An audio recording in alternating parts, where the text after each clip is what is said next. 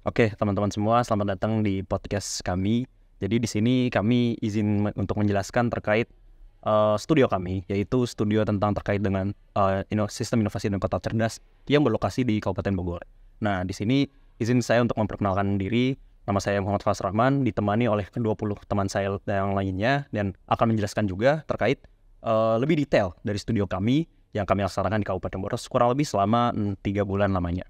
Nah, mungkin saya izin menjelaskan sedikit terkait kenapa memilih Kabupaten Bogor di sini ya. Karena Kabupaten Bogor ini adalah bagian dari wilayah Jabodetabek yang padat gitu. Dengan mengadopsi konsep smart city untuk menghadapi tantangan perkotaan yang kompleks.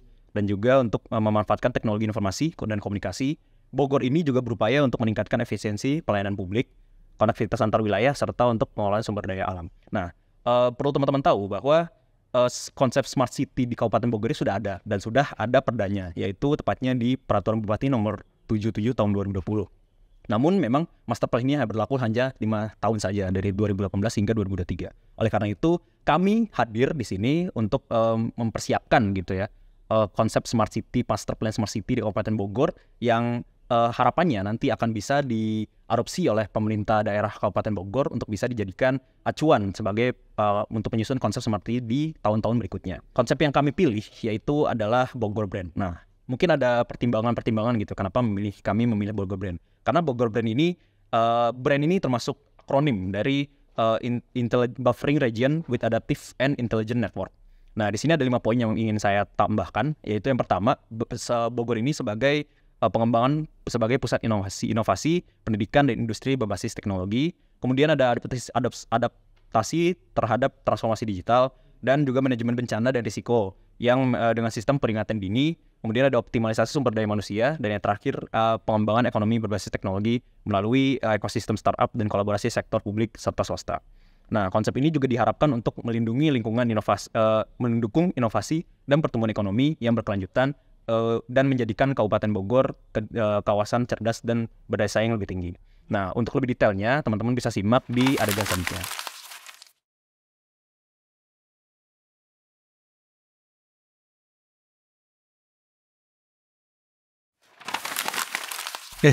Teman-teman, kita kan mau bahas tahap pengumpulan data nih. Pengumpulan data ini penting banget buat studio tematik kota cerdas Bogor, Kabupaten Bogor. Nah, kalau saya sih ngumpulin data primer.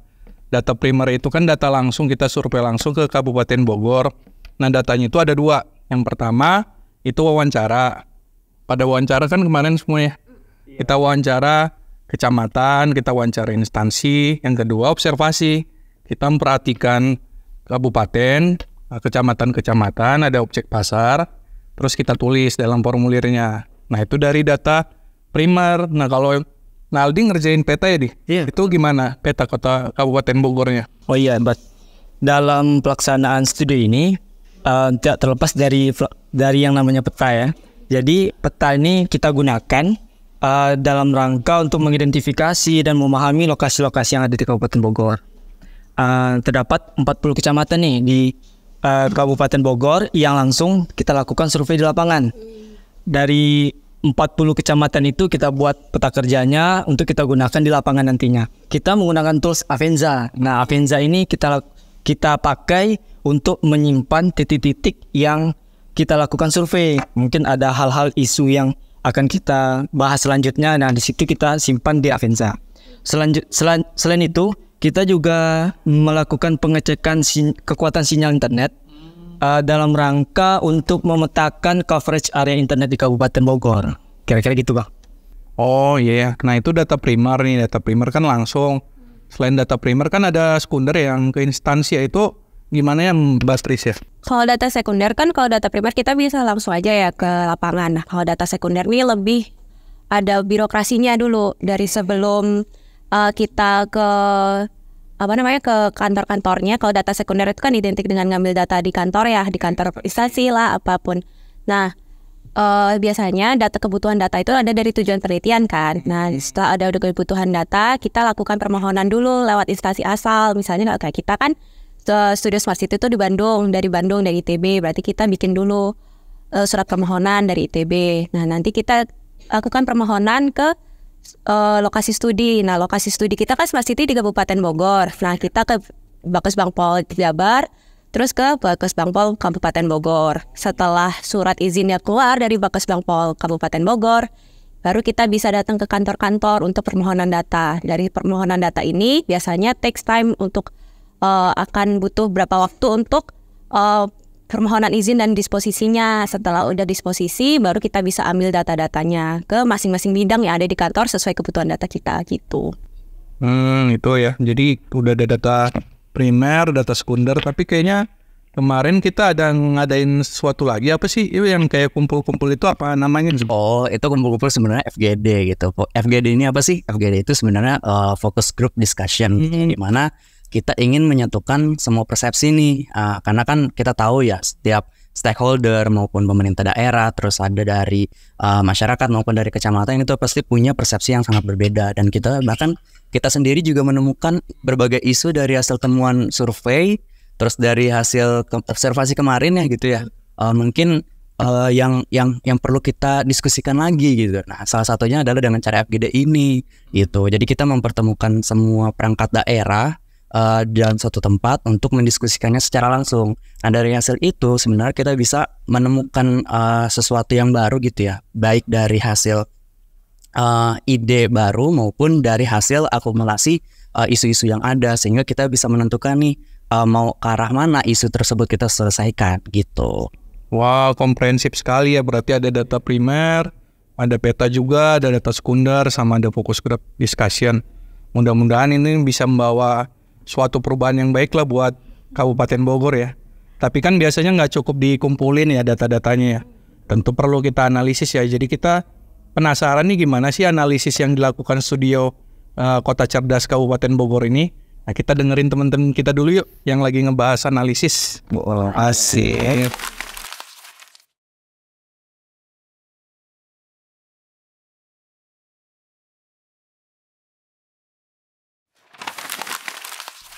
Oke, tadi dari teman-teman ada pertanyaan nih.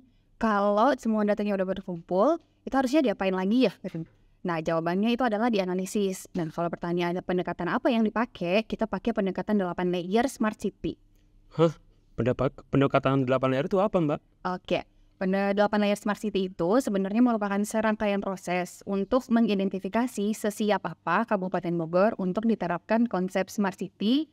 Terus juga kita bisa tahu nih, nanti kalau diterapin dampaknya sesignifikan apa terhadap perkembangan pencapaian tujuan pembangunan di Kabupaten Bogor. Aku coba jelasin 3 ya. Yang pertama itu layer 1, dia akan berbicara tentang komponen integritas, di mana ternyata di Kabupaten Bogor itu dia punya peran penting sebagai kawasan penyangga untuk wilayah Jabodetabek dan Jabodetabek Punjur. Kemudian layer kedua, itu namanya komponen sejarah dan budaya. Dia itu akan berbicara tentang sejarah, etnis, bahasa, dan kebudayaan. Nah, dari analisis tadi, kita nemuin nih, ternyata isunya adalah tentang pelestarian dan pengembangan kesenian serta arsitektur budaya lokal. Kemudian layer yang ketiga, itu namanya komponen ruang. Dia akan berbicara, kalau layer 3 ya agak banyak nih, akan bicara tentang struktur ruang, simpangannya, kepadatan bangunan, sistem jaringan, interaksi pergerakan pusat permukiman, kemampuan lahan, daya dukung, daya tampung, serta kebencanaan. Nah, ada 2 nih hasil isunya yang perlu di-highlight dari Kabupaten Bogor. Yang pertama, ternyata jaringan jalan di Kabupaten Bogor itu belum menyeluruh. Jadi dampaknya itu pada waktu tempuh yang relatif lama, serta tingkat kepadatan lalu lintasnya itu tinggi di perkotaan. Yang kedua yang perlu di-highlight adalah ternyata aspek bencana di Kabupaten Bogor itu punya resiko tinggi terhadap kawasan perhubungan perkotaan, objek vital nasional, dan kawasan strategis. Kemudian layer 4-nya gimana Mbak Els? Nah, kalau yang layer 4 ini tuh terkait sektor ekonomi yang berisi tentang analisis yang menggambarkan kondisi ekonomi di Kabupaten Bogor. Nah, layer 4 untuk komponen sektor ekonomi ini tuh membahas aspek-aspek seperti PDRB, tenaga kerja, zona nilai tanah, pertumbuhan ekonomi, dan karakteristik usaha. Nah, isu yang muncul di Kabupaten Bogor ini terkait layer 4 ini adalah tentang peningkatan kapasitas jalan dan perbaikan infrastruktur sarana serta tantangan pendidikan dan kesejahteraan masyarakat. Nah, hal ini juga tuh menjadi isu sebab pembangunan yang terjadi terhadap pertumbuhan ekonomi di Kabupaten Bogor yang meningkat sehingga akan berdampak pada beberapa sektor. Nah, Mas Iksan, coba dong jelaskan layer selanjutnya. Siap, Bel. Nah, yang kelima ini layer tentang komponen kesiapan ekosistem, di mana yang dibahas itu terkait jumlah penduduk usia produktif, tingkat pendidikan, stakeholder yang terlibat, serta sistem atau aplikasi yang digunakan di pemerintah itu sendiri. Nah, hasil dari Kabupaten Bogor sendiri itu, nilai rata-rata lama sekolah di Kabupaten Bogor itu hanya sampai SMP loh. Dan sebetulnya banyak sekali aplikasi-aplikasi yang dikembangkan oleh pemerintah itu untuk melakukan pelayanan publik. Kemudian layer yang keenam terkait dengan komponen kesiapan teknologi, di mana yang dibahas dalam hal ini yaitu persebaran menara telekomunikasi, area blind spot, serta Wi-Fi publik sendiri. Nah, dari Kabupaten Bogor sendiri ini itu untuk persebaran menara telekomunikasi dan Wi-Fi publik itu cukup rata ya, tapi cenderung ke daerah permukiman. Untuk area blind spot sendiri itu cukup minim lah dan banyak terjadi di daerah pegunungan.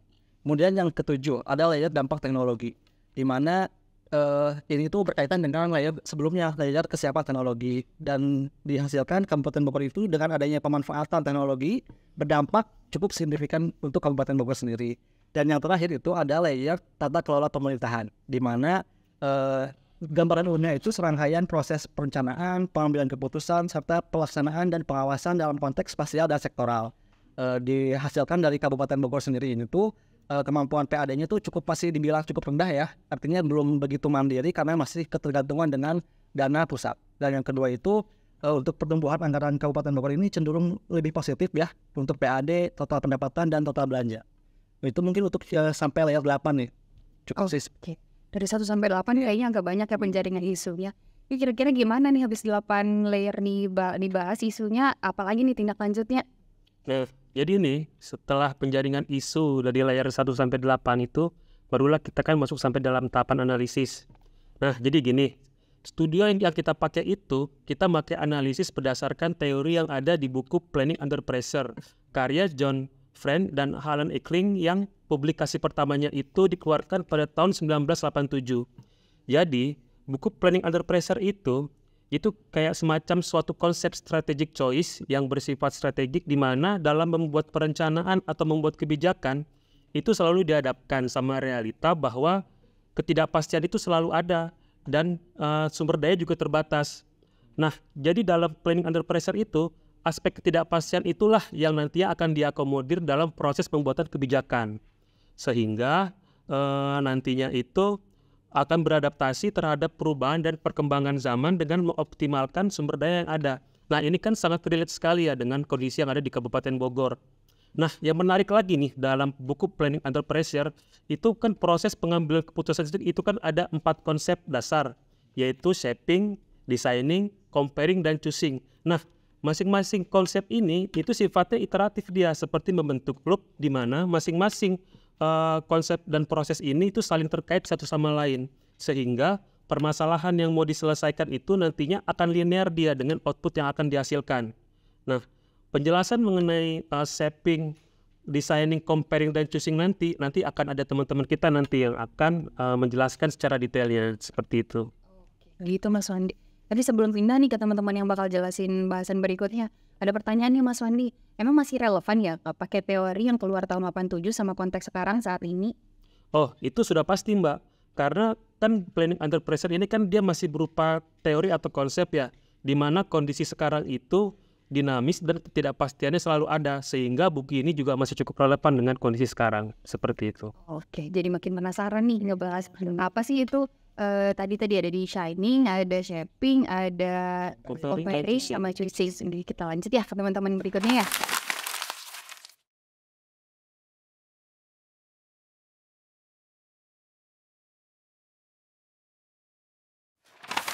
Teman-teman, tadi kan kita udah ada analisis 8 layer Smart City nih.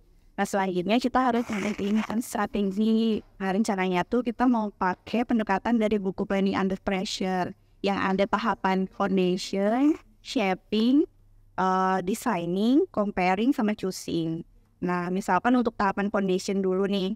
Jadi tahapan foundation itu adalah langkah pertama dalam perumusan strategi untuk pengembangan Smart City di Kabupaten Bogor. Di tahapan ini bertujuan untuk mengidentifikasi dan mengelompokkan persoalan yang ada di daerah berdasarkan 8 layer Smart City yang tadi sudah dilakukan. Kemudian kita beri kata kunci atau label dan kita kelompokkan berdasarkan daerah atau lokasi terjadinya permasalahan tersebut. Nah, kemudian setelah kita lakukan analisis untuk tahapan foundation, kita lanjut nih di tahapan shaping. Mungkin Mas Sus bisa sharing sedikit tentang tahapan shaping ini. Oke, jadi gini Mbak, tahap shaping ini lanjutan ya dari foundation tadi. Nah ini upayanya di sini dapat menentukan tindakan atau alternatif solusi yang sesuai dengan studi yang kita lakukan.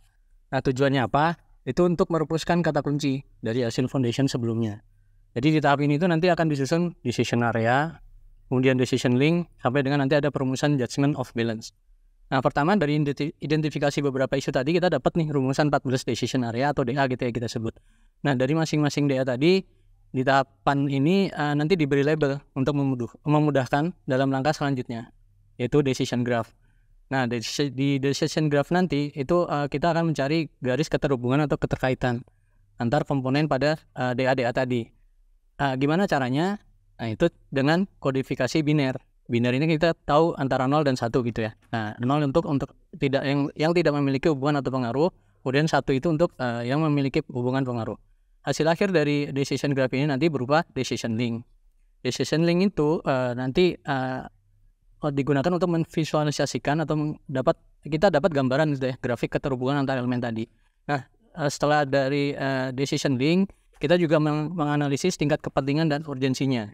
Kemudian hubungan multi arah dan kejelasan alternatif. Nah itu dihitungnya menggunakan bobot. Nah dari hasil pembuatan tadi dapatlah problem fokus sebagai output akhirnya. Apa itu problem fokus? Problem fokus ini seperti formulasi framing idea gitu ya. Jadi nantinya dijustifikasi lagi menggunakan treatment judgment of balance. Judgment of balance itu apa? Nanti isinya ada scope, complexity, konflik, uncertainty atau ketidakpastian. Dan yang terakhir itu di treatment pada aspek progresnya. Nah dari hasil decision area, problem fokus, dan treatment judgment of balance ini nanti baru diolah lagi ke tahapan selanjutnya yaitu designing mode. Jadi begitu Mbak Is. Jadi ternyata panjang ya Mas untuk tahapan shaping ini. Iya sangat panjang. Setelah kita dapat problem fokus tuh kita lanjut ke tahapan designing. Mungkin ada yang mau sharing tentang designing, Mas? Iya.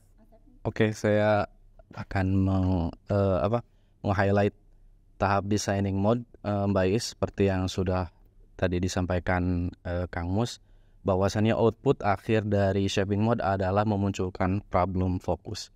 Nah, positioning dari designing mode ini adalah untuk dapat menstrukturisasi problem fokus tadi untuk dapat memunculkan serangkaian opsi kegiatan. Nah, dari serangkaian opsi kegiatan itu nanti dinilai kelayakannya apakah memang hubungan antar satu dengan opsi kegiatan yang lain itu harmonis ataukah tidak, cocok ataukah tidak untuk dapat diimplementasikan di Kabupaten Bogor ini pada situasi dan kondisi terkininya itu seperti apa. Dan pada muara akhirnya adalah untuk dapat memunculkan skema alternatif yang masing-masing problem fokus tadi untuk dapat di-scoring dan pada tahap comparing mode. Mungkin secara lebih teknis akan dipaparkan sama Mbak Hanifah. Silakan. Mungkin saya akan menambahkan penjelasan dari Kang Asep ya terkait designing. Jadi pada tahap designing itu ada beberapa tahapan yang akan kita lakukan. Nah yang pertama itu kita membuat decision option. Option ini kita lakukan dengan membuat pilihan program dan strategi untuk masing-masing decision area yang sudah kita tentukan sebelumnya. Lalu setelah decision option tersebut sudah kita susun, lalu kita membentuk matrix compatibility. Adapun tujuan pembentukan matrix compatibility ini, kita mengkaji semua opsi yang sudah kita tentukan sebelumnya itu untuk diperiksa antar optionnya, sehingga terlihat kesesuaian atau keterhubungan antar option tersebut. Jika ada kesesuaian, itu kita bisa beri tanda checklist. Untuk ketidaksesuaian itu bisa kita tandai dengan X. Jadi terlihat apa ada keterkaitan atau hubungan timbal balik antar optionnya. Juga apakah antar option tersebut terkait penyelesaian salah satu opsinya yang mempengaruhi salah satu opsi lainnya. Nah setelah kita membuat matrix compatibility untuk masing-masing problem fokus tersebut, kita visualisasikan dalam bentuk option graph. Nah sehingga dapat terlihat alternatif skema untuk setiap problem fokus. Jadi tahap designing ini pada akhirnya itu menghasilkan skema alternatif. Benar, Mbak. Di tahapan desain ini kita punya skema alternatif ya, Mbak ya. Kemudian setelah kita punya skema alternatif, kita lanjut ke tahapan comparing. Untuk tahapan comparing sendiri sebenarnya seperti apa sih Mas Ilham? Ya, baik ya. Jadi kalau comparing mode itu sebenarnya kan dari proses sebelumnya kita sudah mendapatkan banyak sekali alternatif skema yang mana belum tentu cocok untuk Kabupaten Bogor. Maka di tahap comparing ini kita membuat kriteria dulu alternatif skema apa yang cocok untuk di Kabupaten Bogor. Kemudian alternatif skema yang ada kita lakukan scoring. Hasil diskusi dari studio kita menunjukkan bahwa rencana tata ruang wilayah dan dokumen perencanaan merupakan salah satu yang cocok sebagai comparing skemanya. Kemudian juga kita menggunakan tren SDGs yang paling teratas yang dibutuhkan oleh Kabupaten Bogor. Ada 4 SDGs yang kita gunakan, yaitu pendidikan berkualitas, inovasi berkelanjutan, kota dan pemukiman yang berkelanjutan, dan penurunan kesenjangan ekonomi. Dari proses yang kita lakukan di saat comparing, kita akan mendapatkan 3 skema terpilih, yaitu pengembangan infrastruktur berkelanjutan untuk pelestarian lingkungan, kemudian inovasi SDM dan teknologi untuk pengelolaan urbanisasi dan perbandingan ekonomi kota, kemudian manajemen risiko bencana, karena kita tahu Kabupaten Bogor merupakan salah satu yang sering terdampak bencana. Mungkin itu saya kira-kira Mbak Is yang saya dapatkan dari comparing. Ya, terima kasih sharingnya ya Mas Ilham ya. Mungkin untuk tahapan akhir ya, tahapan choosing, ada teman-teman lain yang lebih ahli, mungkin kita bisa lanjutkan ke teman-teman yang lainnya.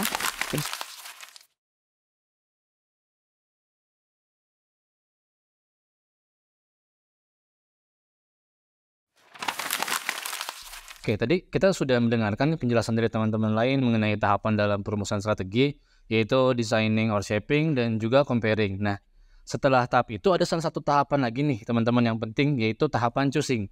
Di tahapan choosing ini merupakan sebuah fase kritis dalam perumusan strategi, karena fokus utama di dalam choosing ini adalah pada manajemen ketidakpastian dan pengembangan komitmen dari waktu ke waktu.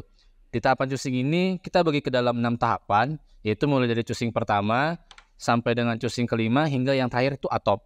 Nah, mungkin sekarang saya coba akan sedikit menjelaskan ya tentang tahapan yang pertama dan kedua ini. Jadi di tahapan choosing pertama ini atau identifikasi ketidakpastian ini, kita tentukan decision area-nya dan dikelompokkan berdasarkan problem fokusnya. Ada 3 problem fokus yang ditentukan di tahapan choosing pertama ini. Di tahapan choosing pertama ini, kita juga menentukan setiap kondisi uncertainty-nya sesuai dengan klasifikasi dari uncertainty tersebut. Misalkan seperti UE, UR, dan UV. Nah, pada setiap masing-masing DA-nya juga kita buat label dari setiap kondisi uncertainty-nya. Itu sehingga didapatkanlah 12 label dari si ke label uncertainty tersebut. Nah, itu untuk di tahapan choosing pertama.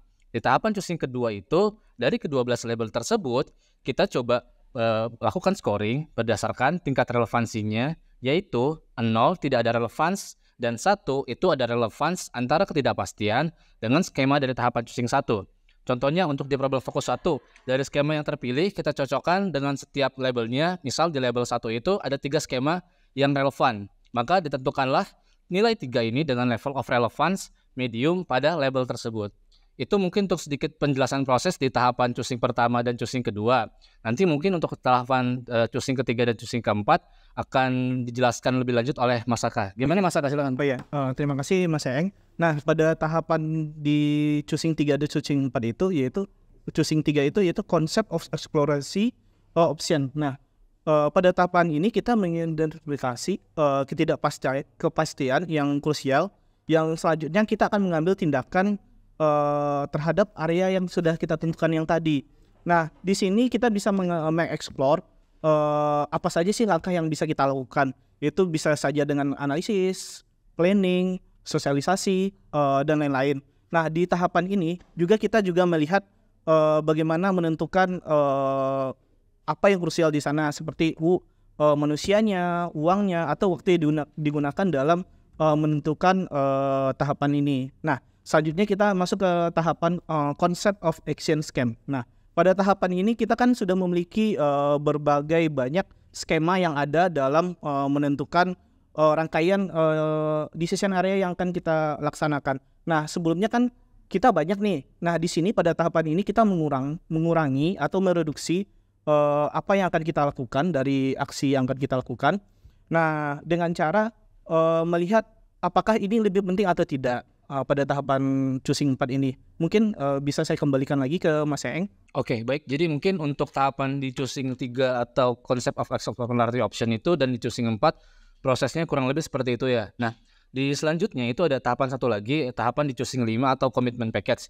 Mungkin Mbak Dila bisa sedikit menjelaskan tentang commitment package, Mbak? Oke, di choosing 5 ini atau commitment package, di mana itu dari action yang sudah kita ambil tadi, dilakukan eksplorasi. Jadi eksplorasi di sini untuk mengurangi ketidakpastiannya. Nah, setelah dieksplorasi nanti kita akan ada langkah lagi namanya deferred choice. Nah, di sini kita melihat ini tindakan yang ditunda dari action ditentukan. Nah, setelah itu dilakukan contingency planning, yaitu untuk merencanakan upaya preventif. Jadi jika tidak ada sesuatu hal yang tidak sesuai dengan rencana. Nah, di sini seperti misalnya actionnya peningkatan kualitas lingkungan, jadi eksplorasinya itu lebih ke planning, jadi penyusunan rencana pengembangan dan pembangunannya. Lalu untuk deferred choice-nya, untuk hal-hal tindakan yang ditunda itu bisa penelitian dan pengembangannya. Lalu untuk contingency planning, upaya preventif, jadi kalau ada kendala, jadi dapat dilakukan diversifikasi pendekatan dalam peningkatan partisipasi serta penyesuaian pemanfaatannya. Oke. Berarti di choosing 5 ini kita fokusnya tidak hanya pada exploratory option dan deferred choice-nya juga, tapi juga pada contingency planning-nya bagaimana dilakukan suatu tindakan ketika hal tersebut terjadi di luar keinginan kita gitu. Nah, jadi kita sudah mendengarkan beberapa penjelasan dari teman-teman lain pada setiap tahapan mulai dari choosing pertama sampai dengan choosing kelima. Ada satu tahapan lagi nih teman-teman yang penting di tahapan choosing ini, yaitu ATOP. Nah, mungkin untuk ATOP itu apa dan prosesnya seperti apa nanti mungkin akan dijelaskan oleh Kang Dinar. Silakan Kang Dinar, gimana jelasnya? Oke, ini teman-teman. Jadi kita masuk ke tahapan terakhir ya dari choosing. Jadi setelah kita menentukan apa sih decision areanya, kemudian apa ketidakpastiannya, kemudian kita coba explore dan tentukan skema apa yang terbaik. Di tahapan terakhir ini kita mencoba nih untuk merumuskan bagaimana skema yang akan dilakukan untuk menurunkan kerencana aksi. Nah, ATOP sendiri sebenarnya singkatan sebetulnya dari approach, teknologi, organization, proses, dan juga produk. Jadi ini dikembangkan untuk menyesuaikan skenario mana nih yang terbaik, yang tidak terlepas dari beberapa aspek, mulai dari aspek fisik, sosial, ekonomi, budaya, pokoknya coba kita pertimbangkan seluruhnya, termasuk juga di sini sebetulnya untuk mengukur kadar muatan teknologi maupun non-teknologi yang akan dituangkan ke dalam rencana aksi tadi. Nah, sebetulnya dari ATOP sendiri ada 4 nih pendekatan yang bisa kita lakukan, tergantung situasi kondisi dan analisis yang ada di suatu kabupaten atau area tertentu. Nah, khusus untuk di Kabupaten Bogor nih yang sudah kita kaji, mulai dari kondisi fisiknya, lingkungannya, dan berbagai aspek lainnya, dari 4 pendekatan, yang pertama mulai dari shift of problem emphasis, kemudian yang kedua ada guideline of responding to complexity, kemudian shift of management emphasis, kemudian yang terakhir itu shift of evaluation emphasis. Sebenarnya kalau misalnya dari awal sampai dengan akhir yang tadi dijelasin, itu menggambarkan sih, kalau misalnya suatu area atau kabupaten kota itu dia sudah tahu akar masalahnya, dia lebih tepat pakai yang pertama gitu. Kalau misalnya dia udah tahu, kemudian udah tahu kompleksitinya, dia bisa pakai yang kedua dan seterusnya sampai akhirnya di tahapan yang terakhir itu adalah shift of evaluation emphasis. Jadi udah mengevaluasi bagaimana konsep yang sudah dikembangkan di kota tersebut. Nah, untuk di Kabupaten Bogor, setelah kita lakukan nih kajian bareng-bareng teman-teman semuanya, kita menentukan nih, yaitu ada guideline for responding to complexity dan yang keduanya ada shift of problem emphasis. Jadi ada 2 pendekatan yang kita lakukan. Nah, kok beda nih? Ada yang tahap kedua dan tahap pertama yang diambil. Ini gara-gara Kabupaten Bogor tuh unik. Jadi pendekatan yang kita pakai sebenarnya dari luar ya. Tapi karena di Indonesia ini nggak sama dan masih berkembang, akhirnya perlu penyesuaian. Nah, sehingga muncullah dari masing-masing pendekatan tersebut, mulai dari komponen approach-nya, kita mengambil pendekatan bagaimana memanage uncertainty di sana, yang muncul beberapa pertanyaan persoalan yang diturunkan ke rencana aksi. Kemudian dari segi teknologinya, kita ingin mengkaji bagaimana sih open atau teknologi yang akan dikembangkan di sana. Sampai di organization, kita mengambil bagaimana sih koneksi antara para pihak atau aktor yang akan terlibat. Kemudian di proses itu ada bagaimana tahapan untuk mengembangkan si smart city-nya itu, dan yang terakhir itu di problem solving. Di produknya kita pendekatannya menggunakan problem solving. Ya kurang lebih gitulah. Di sana masing-masing komponen akan muncul pertanyaan, yang pertanyaannya tersebut akan dieksplor, yang akan menjadi pedoman nih buat turun ke rencana aksi. Gitu Mas Eng. Oke, baik. Kebayang ya. Gimana udah kebayang ya sekarang di sini ya. Step itu nanti detailnya dan tahapan berikutnya mungkin kita dengar nih ke teman-teman kita berikutnya. Oke, jadi mungkin tadi kita udah mendengar penjelasan dari Mas Aka, dari Mbak Dila, dari Kang Dinar tentang mengenai tahapan choosing ini. Dan jadi setelah ini sebenarnya ada satu tahapan lagi yang itu amat menjadi sangat penting gitu dalam penyusunan perumusan strategi di studio Kota Cerdas ini, yaitu tahapan penyusunan rencana aksi gitu. Nah, jadi nanti untuk tahapan seperti apa mungkin kita akan coba dengarkan ya, kira-kira seperti apa sih teman-teman akan menyampaikan tahapan ini.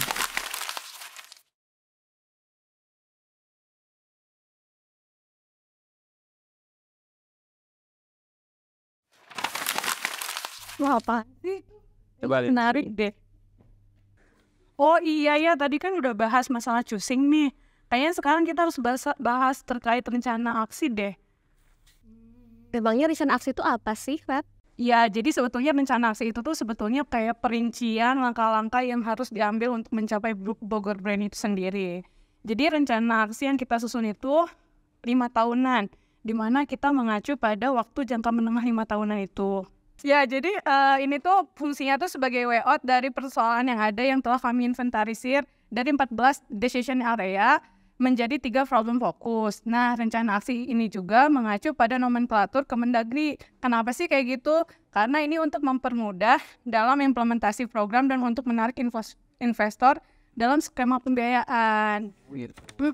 Jadi kalau misalnya kita berbicara terkait rencana aksi, apa aja informasinya? Informasinya itu dari rencana aksi itu kita ada terdiri dari nama kegiatannya, indikator kerjanya, ada outputnya, ada lokasi, ada target, ada waktu pelaksanaan, dan ada indikasi sumber pendanaan. Ya, yang paling penting sih ada instansi pelaksananya juga. Jadi total rencana aksi yang ada di Kabupaten Bogor untuk mencapai Bogor Brain ini ada 44 kegiatan, di mana terdiri dari 17 kegiatan pada problem fokus 1, 14 kegiatan pada problem fokus 2, dan 13 kegiatan pada problem fokus 3. Nah, sebetulnya dari rencana aksi itu tuh kita ada outputnya nih. Ada output laporan sama dashboard. Kita bicara laporan, ada apa aja sih di laporan itu, ada berapa bab. Coba boleh Cica, kayak gimana? Jadi laporan ini terbagi dari 8 bab, guys. Jadi yang pertama itu bab 1 isinya pendahuluan, yang bab kedua itu isinya tinjauan kebijakan dan teori. Apa sih tinjauan kebijakan itu? Tinjauan kebijakan itu isinya ada kebijakan skala nasional, provinsi maupun kabupaten agar kita produk kita ini tetap inline atau sejalan dengan kebijakan-kebijakan yang ada. Kemudian bab 3 itu ada metodologi, isinya apa? Ada metode pengulangan data, metode analisis, dan metode berikutnya. Kemudian bab 4 itu ada gambaran umum, baik itu tinjauan literatur kita sebelumnya maupun gambaran umum hasil analisis yang kita udah sebelumnya nih turun ke lapangan untuk kemudian ditelangkan di bab 4. Kemudian bab 5 itu ada hasil analisis. Jadi seluruh hasil kita tinjauan literatur maupun tinjauan kita hasil di lapangan kita analisis lah, baik itu analisis kependudukan, analisis lahan, analisis teknologi dan lain-lain, itu udah lengkap di bab 5. Kemudian bab 6 itu perumusan strategi. Bab 6 ini dia isinya seperti yang udah kita tahu nih, ada 4 tahapan, dari shaping, designing, comparing, and choosing, itu dituangkan di bab 6, lengkap banget. Kemudian bab 7 itu mengenai rencana aksi yang udah dijelaskan oleh Vera sebelumnya ya, ada apa sih yang kita lakukan ke depannya 5 tahun ke depan, itu semuanya tahapan-tahapan menuju rencana aksi itu udah dijelaskan juga di bab 7. Nah, yang bab 8 ini penutup berupa atau kesimpulan dari seluruh bab 1 sampai bab 7 kita tuangkan di penutup. Nah, kemudian kedua itu ada executive summary. Nah, executive summary ini atau exec ini sebenarnya sama aja kayak laporan, cuma dia bedanya itu lebih visualnya lebih bagus serta lebih ringkas, enggak terlalu panjang nih kayak laporan. Exec ini isinya ya ada karakteristik Kabupaten Bogornya seperti apa, kemudian kebijakan-kebijakan secara ringkas seperti apa. Lanjut ke analisis, yang 8 layer ini penting juga nih, karena kan cuma kita yang ada 8 layer ya. Iya, kemudian lanjut ke yang proses yang PUP itu, yang planning under pressure juga ada di sana di Exo. Dia tuh tampilannya menarik, visualisasinya bagus. Kenapa harus seperti itu? Karena kan tujuan kita itu tidak hanya untuk akademisi maupun praktisi. Masyarakat awam juga perlu ngerti sih apa yang kita lakukan di studio ini. Nah ini makanya ada Exum biar seluruh kalangan dapat membaca, dapat memahami apa sih yang kita kerjakan. Nah itu sih. Nah kemudian apa sih gunanya laporan dan Exum ini untuk kedepannya?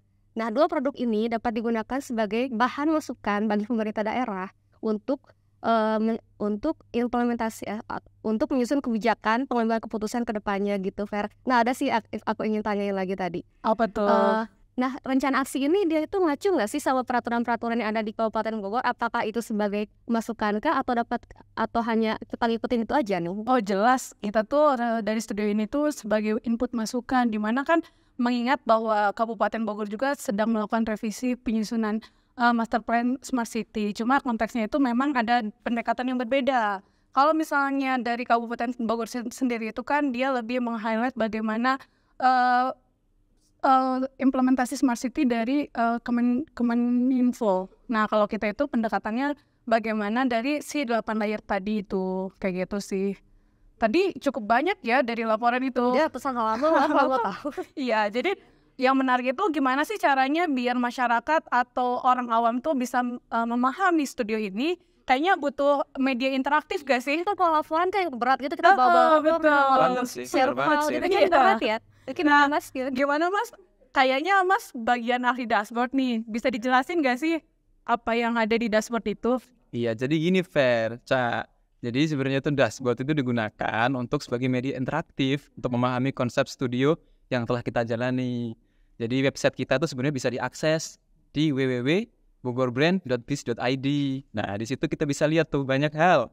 Misalkan dari pendahuluannya itu kita bisa lihat. Nih, kita coba lihat ya, ada contohnya di sini pendahuluan tuh kita bisa lihat konsepnya gimana. Kemudian potensi Kabupaten Bogor seperti apa, penerapan Smart City di sana seperti apa, itu baru dari pendahuluan. Kemudian ada juga nih analisis 8 layer. Nah, analisis 8 layer seperti yang sudah dijelaskan tadi, eksklusif buat kita nih anak-anak SIKC sebenarnya kan? Iya. Iya kan?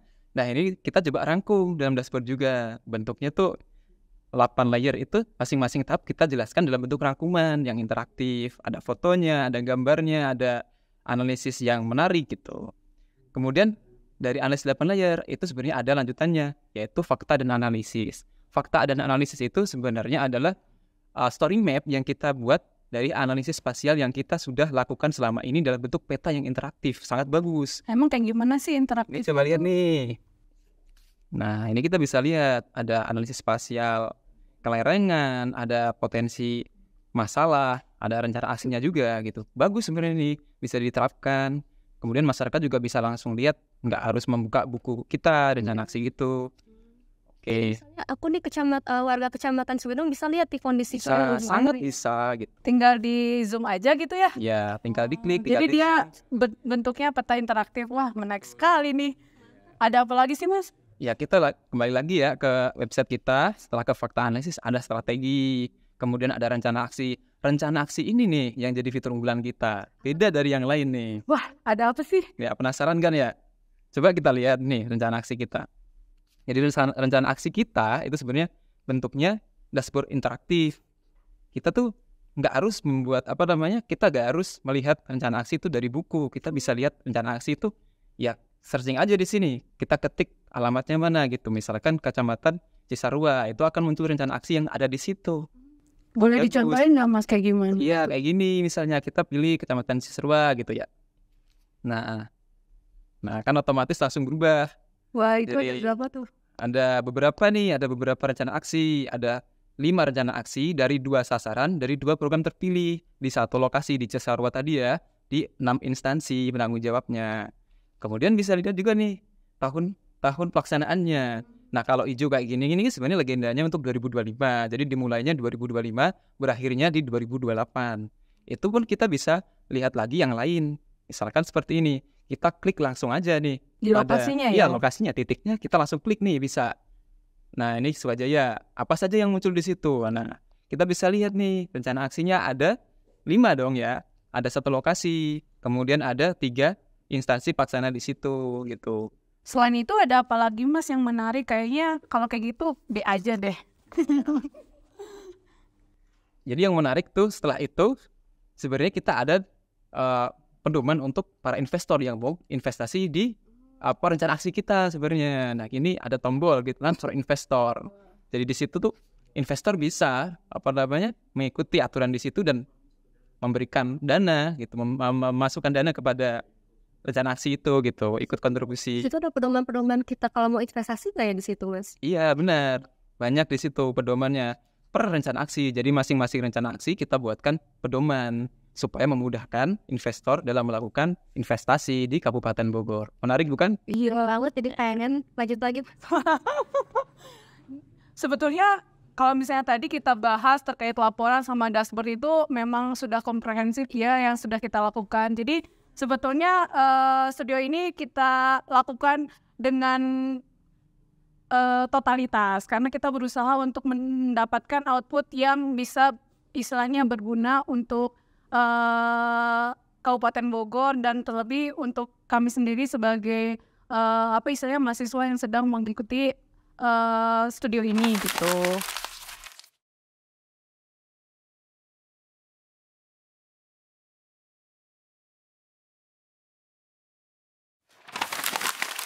Sejak 4 tahun yang lalu, jadi ini angkatan keempat di S2 program Magister Perencanaan Wilayah dan Kota ada jalur pilihan sistem inovasi kota cerdas yang pesertanya itu kebanyakan ialah karya siswa dari Bappenas. Sebetulnya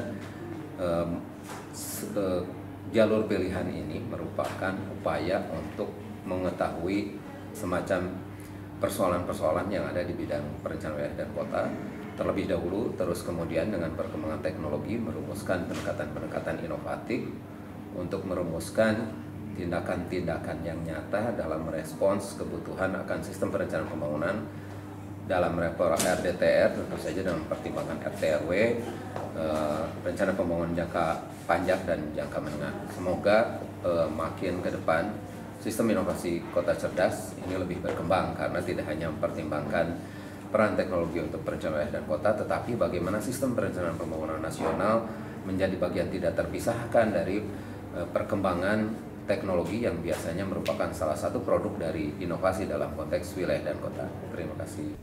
Saya cukup terkesan terhadap proses perencanaan dari teman-teman mahasiswanya, mulai dari pembelajarannya, bagaimana proses diskusinya, hingga terjadi dokumen-dokumen yang telah diterbitkan sampai saat ini.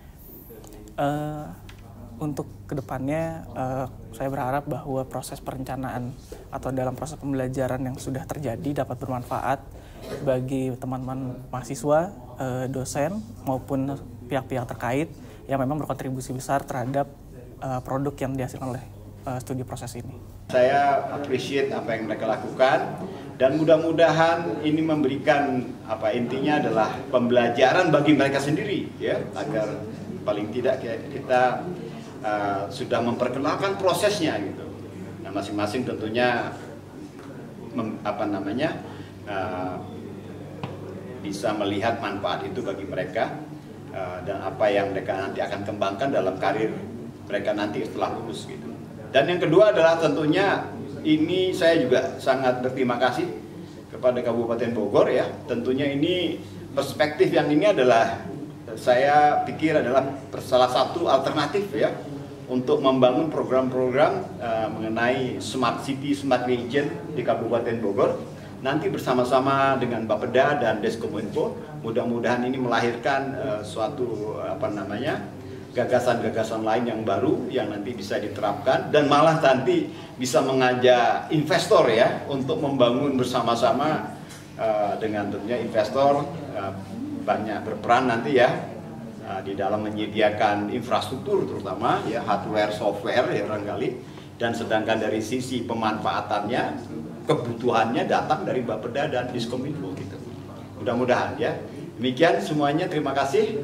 Mudah-mudahan sukses kita semua ya, dan produknya dapat disosialisasikan dan dapat disumbangkan kepada Kabupaten Bogor paling tidak ya, atau untuk negara kita. Terima kasih. Wassalamualaikum.